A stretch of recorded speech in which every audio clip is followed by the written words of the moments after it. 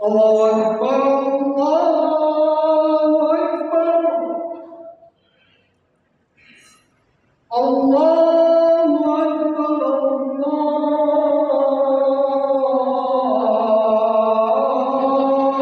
الله أكبر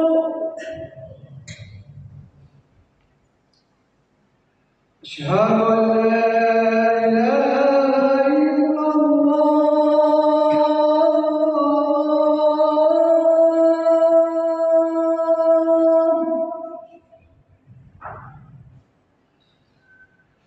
أشهد أن لا إله إلا الله أشهد أن محمدا رسول الله أشهد أن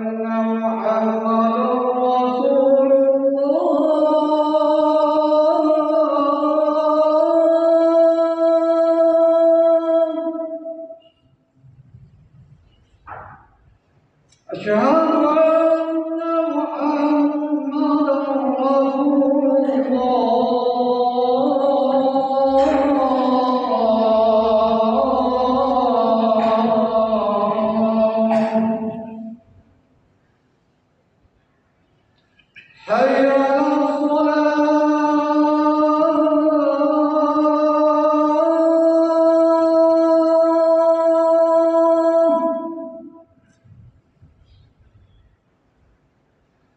حي على الصلاة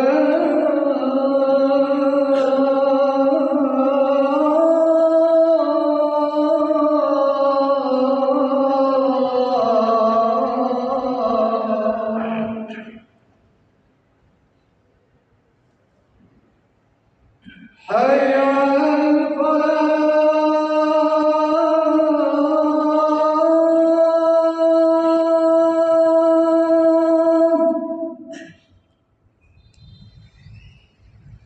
حي على الفلاح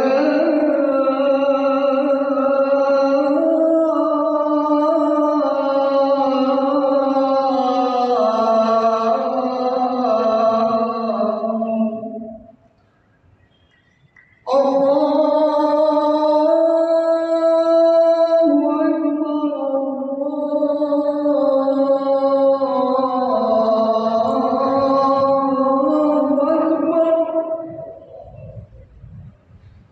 لا إله إلا الله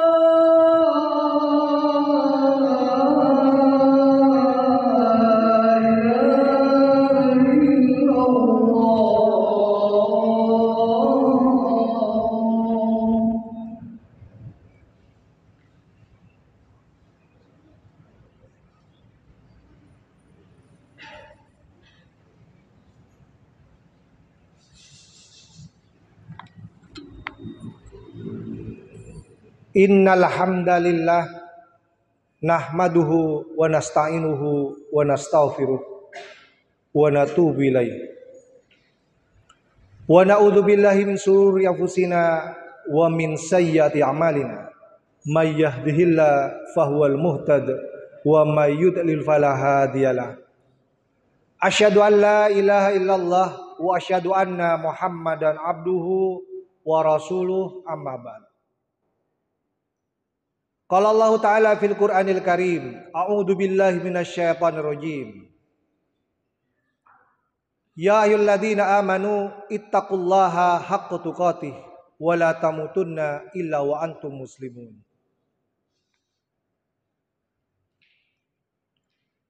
Jamaah salat Jumat yang dimuliakan Allah, mengawali ibadah salat Jumat kita pada siang hari ini, marilah kita bersama-sama memanjatkan puji syukur kehadirat Allah Subhanahu wa taala. Hingga siang ini Allah masih memberikan banyak nikmat kepada kita. Nikmat sehat, alhamdulillah semua kita dalam kondisi sehat walafiat. Nikmat kesempatan, alhamdulillah di tengah-tengah kesibukan kita dengan urusan duniawi, kita masih bisa melangkahkan kaki kita dengan penuh keimanan menggunakan nikmat sehat, menggunakan nikmat kesempatan dalam rangka untuk terus meningkatkan ketakwaan kita kepada Allah Subhanahu wa taala.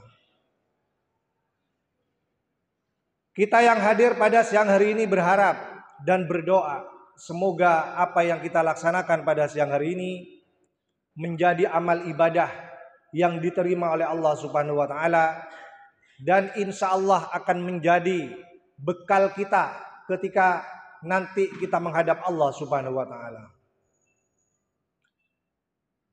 Salawat serta salam marilah kita juga sampaikan kepada junjungan kita Nabi Muhammad SAW, kepada keluarganya, kepada para sahabatnya, dan juga kepada seluruh umatnya yang tetap setia berpegang teguh kepada ajarannya hingga akhir zaman nanti.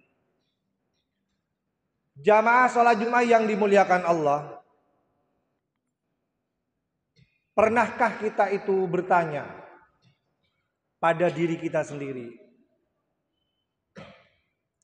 berapa jam kita itu menghabiskan waktu kita setiap hari untuk mencari nafkah, mencari uang?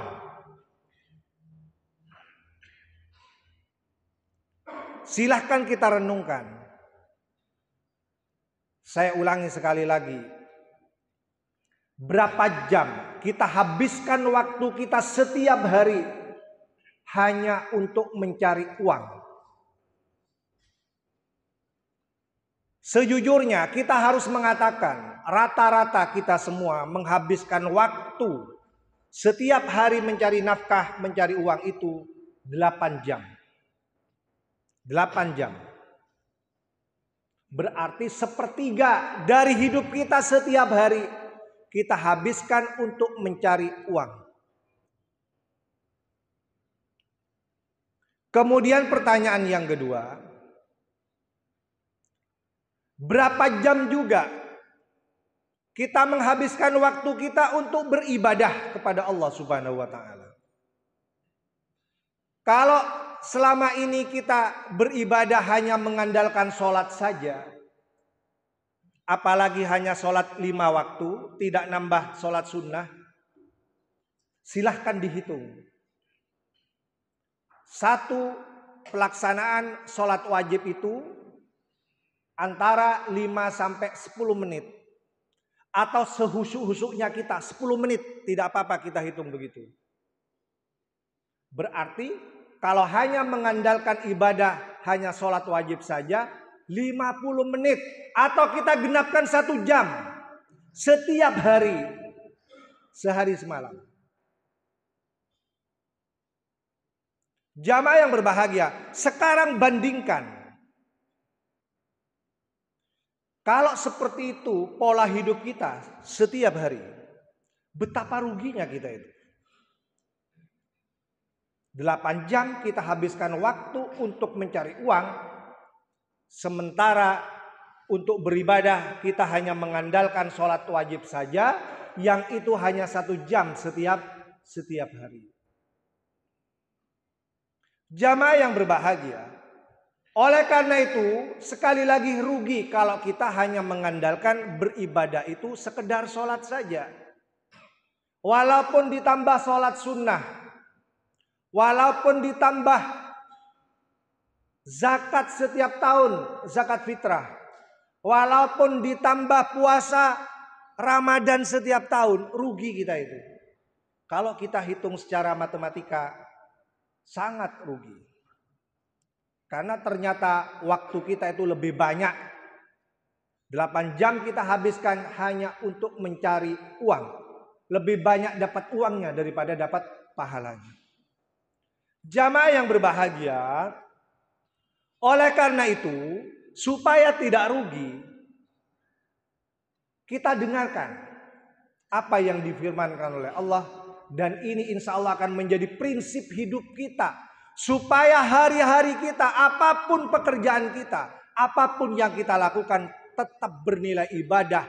Tidak kalah dengan nilainya dengan sholat, dengan zakat, dan lain-lain. Allah berfirman, a'udzubillahi minasyaitonirrajim, Qul inna sholati wa nusuki wa mahyaya wa mamati lillahi rabbil alamin. Ayat ini sangat populer dan saya yakin sebagian besar kita menghafalnya dengan baik. Akan lebih baik lagi kalau kita menjadikannya prinsip hidup. Selalu kita ingat dalam setiap kegiatan apapun, dalam setiap penggunaan waktu kita setiap hari, kita ingat prinsip ini. Sesungguhnya sholatku, ibadahku, bahkan hidup dan matiku untuk Allah, Tuhan semesta alam. Tetapi pertanyaannya jamaah sekalian, apakah sholat kita itu sudah benar-benar lillah? Apakah sholat kita itu sudah benar-benar untuk Allah Subhanahu wa ta'ala?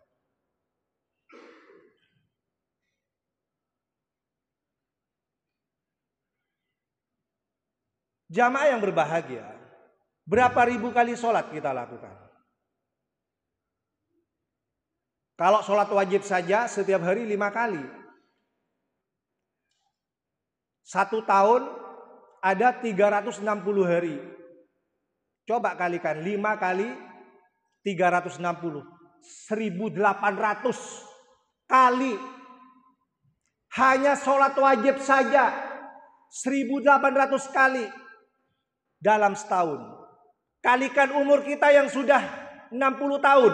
Berapa ribu sholat yang sudah kita lakukan? Pertanyaannya adalah, adakah satu sholat saja, nggak usah banyak-banyak, satu sholat saja yang itu sangat bernilai ibadah khusyuk, benar-benar khusyuk dari awal sampai akhir?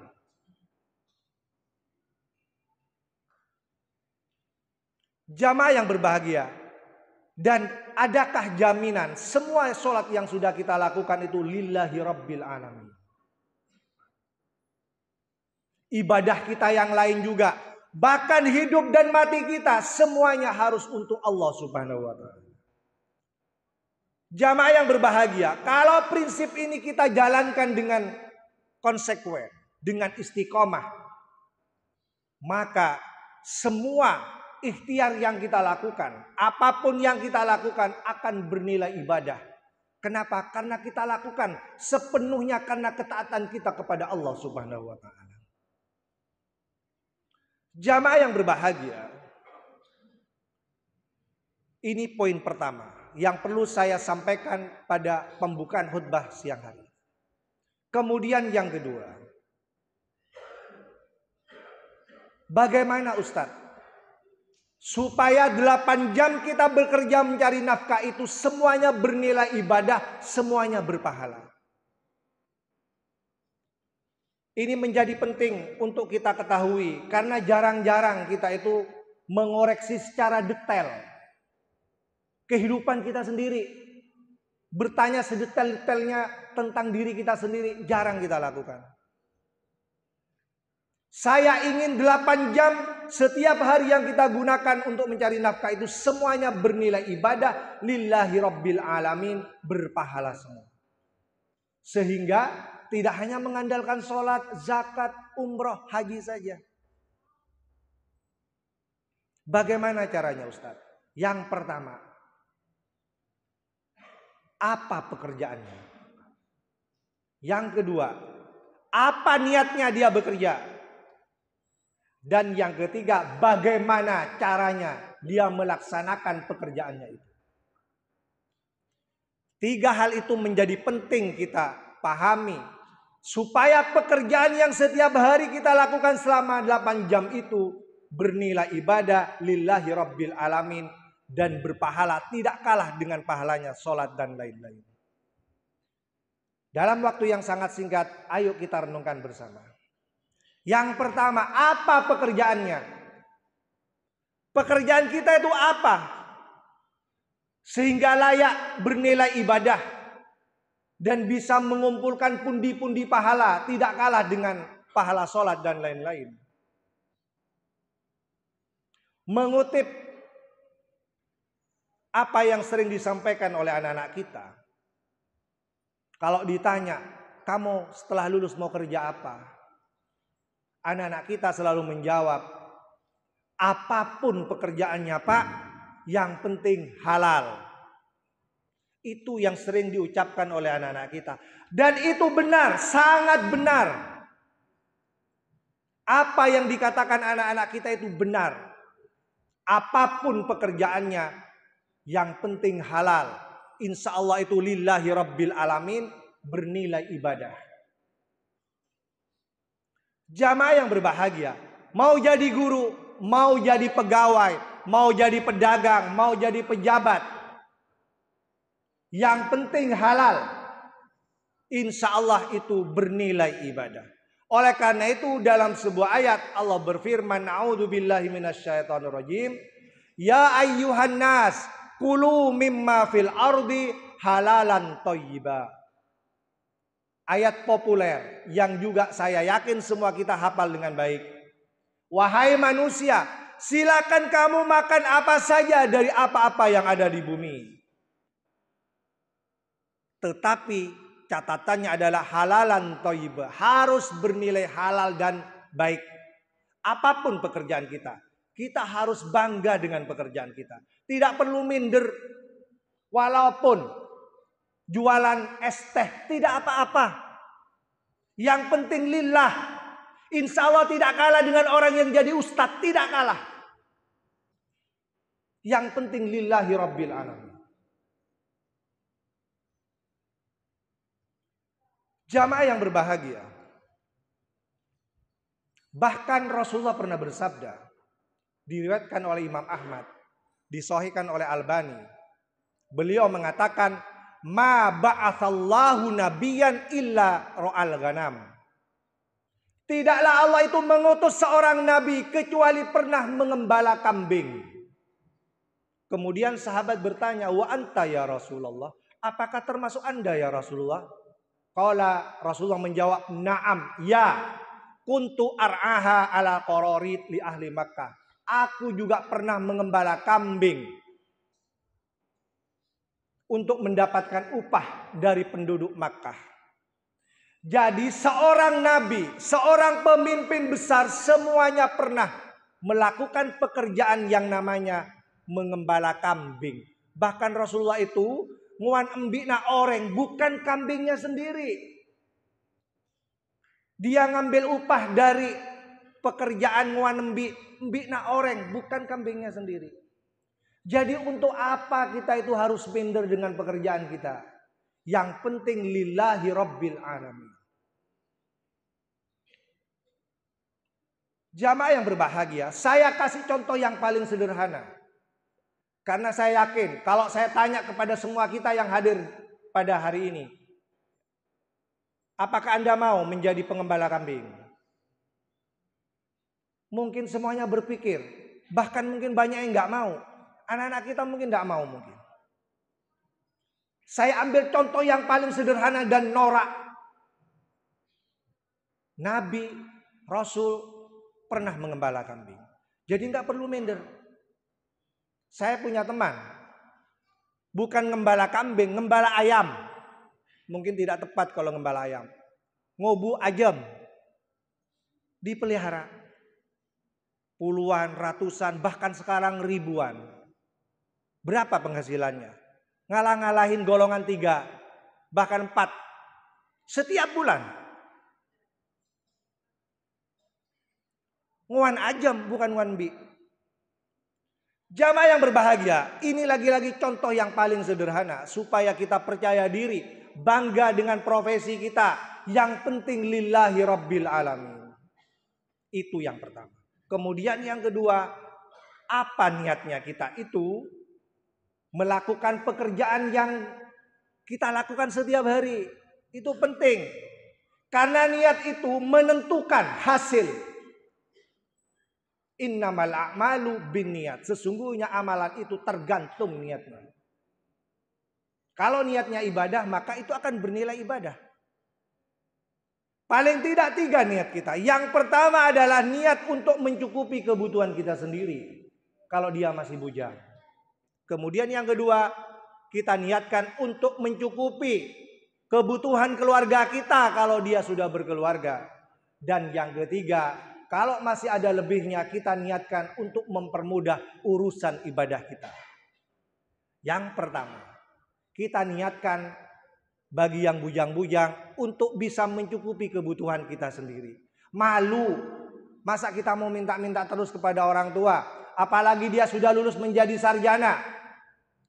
Apakah tidak malu minta kepada orang tua kita yang sudah rentah hanya sekedar untuk merokok? Karena banyak yang bilang, lebih baik nggak makan daripada nggak ngerokok. Kalau dia dengan hasil usahanya sendiri nggak apa-apa. Kalau masih minta-minta kepada orang tua yang sudah sepuh, kasihan. Ini motivasi buat anak-anak kita, supaya mereka mandiri, bisa makan, minum dengan hasil keringatnya sendiri. Rasulullah bersabda, ma'at amta nafsaka fahuwalaka sodakoh. Apa-apa yang engkau berikan kepada dirimu sendiri, kamu beri makan nafsaka dirimu sendiri, fahuwalaka sodakoh, itu bernilai sodakoh.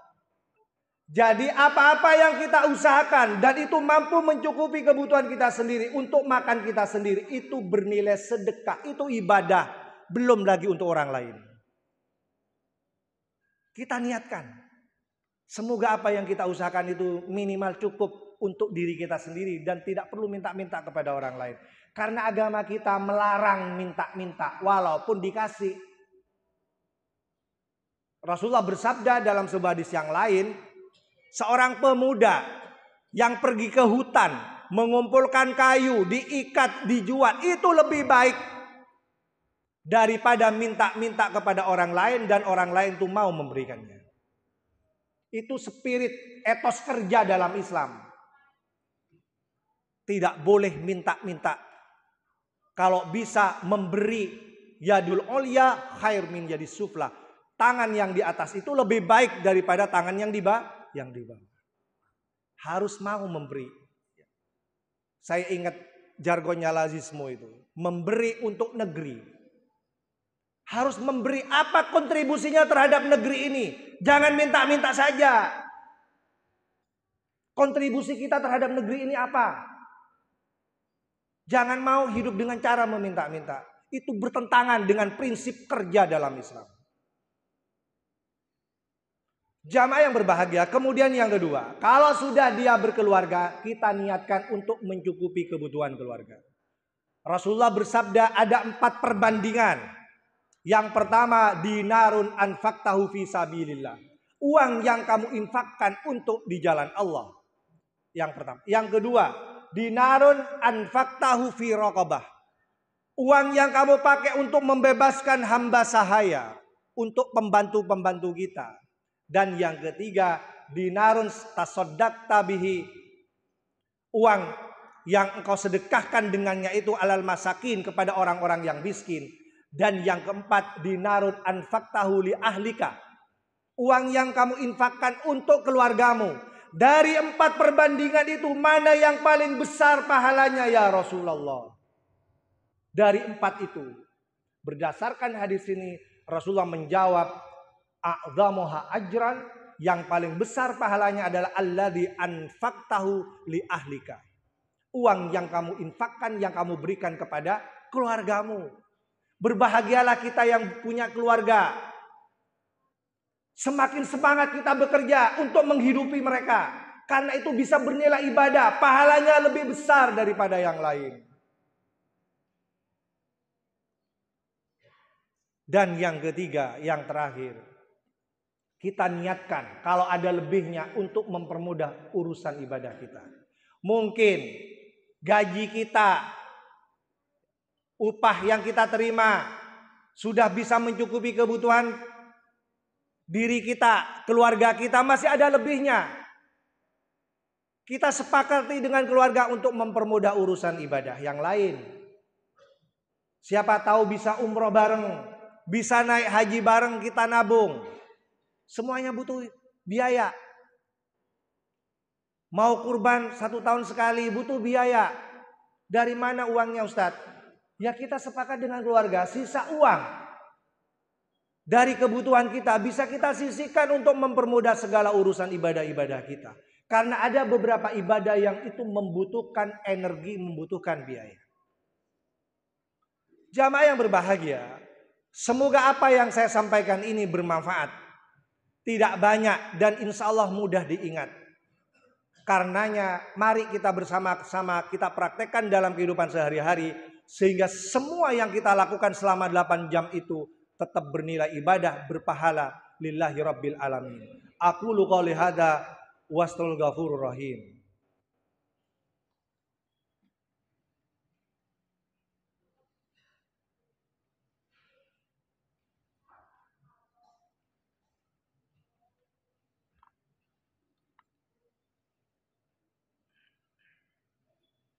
Hamdan thayyiban mubarakan fi.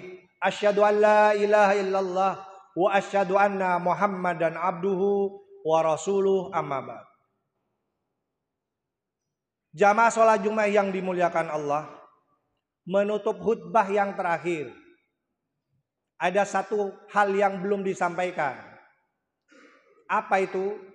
Bagaimana caranya kita melaksanakan rutinitas pekerjaan kita supaya bernilai ibadah. Jamaah yang berbahagia,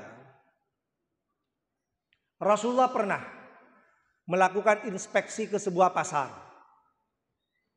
Singkat cerita, beliau melihat ada banyak kebutuhan pokok diperjualbelikan, ditawarkan oleh para penjual. Rasulullah tertuju kepada satu penjual gandum. Gandumnya bagus, terlihat jelas, sangat bagus. Tapi kemudian apa yang terjadi? Rasulullah mencelupkan tangannya, masuk di gandum itu. Ternyata di dalamnya itu basah, ada bagian-bagian yang tidak baik, bahkan mungkin busuk karena basah. Kemudian Rasulullah bertanya, "Mahadha ya sahibat ta'am?" Apa ini wahai penjual makanan? Kok bisa di atasnya bagus, ternyata di dalam ada yang tidak bagus? Kemudian dijawab oleh pedagang ini, "Ya Rasulullah, hujan, kena hujan. Tidak semuanya kering." Rasulullah memerintahkan supaya dipisah antara yang bagus dengan yang tidak bagus. Kemudian Rasulullah mengingatkan dengan sabdanya, "Man ghasya falaisa minni." Barang siapa yang menipu bukan termasuk golongan. Jamaah yang berbahagia, riwayat ini memberikan petunjuk kepada kita. Apapun pekerjaan kita harus dilaksanakan dengan penuh integritas, dengan penuh kejujuran, supaya bernilai ibadah. Apapun pekerjaan kita, jadi pedagang yang jujur. Jadi guru yang rajin. Jadi pejabat yang amanah. Yang tanda tangannya itu bisa bermanfaat untuk ribuan orang. Belum yang lain-lain. Sesuai janji kampanye. Jamaah yang berbahagia, sekali lagi, apapun pekerjaan kita, kalau caranya baik, caranya jujur, penuh dengan integritas, tidak kalah nilainya dengan ibadah-ibadah yang lain, yang populer, yang sering kita laksanakan. Inilah hal-hal penting yang perlu saya sampaikan. Semoga bisa dijadikan pedoman hidup kita dalam kehidupan sehari-hari, supaya semua yang kita lakukan itu bernilai ibadah lillahi rabbil alamin. Innallaha wa malaikatahu yusalluna 'alan nabi ya ayyuhalladzina amanu shallu wa sallimu taslima. Allahumma fir lil muslimina wal muslimat wal mu'minina wal mu'minat al ahya minal amwat innaka sami'un qaribun mujibud da'wat ya qadiyal hajat wa ya kafiyal muhimmat. Rabbana la tuzigh qulubana ba'da id hadaitana wa hab lana min ladunka rahmah innaka antal wahhab. Rabbana hab lana min azwajina wa dzurriyyatina qurrata a'yun waj'alna lil muttaqina imama. Rabbana atina fid dunya hasanah wa fil akhirati hasanah wa qina adzabannar. Faya ibadallah innallaha ya'murukum bil adli wal ihsan wa ita'idil qurba wa yanhal fahsya'i wal munkar wa bagh ya'idukum la'allakum tadhakkarun wala dzikru akbar aqimus shalah. Allahu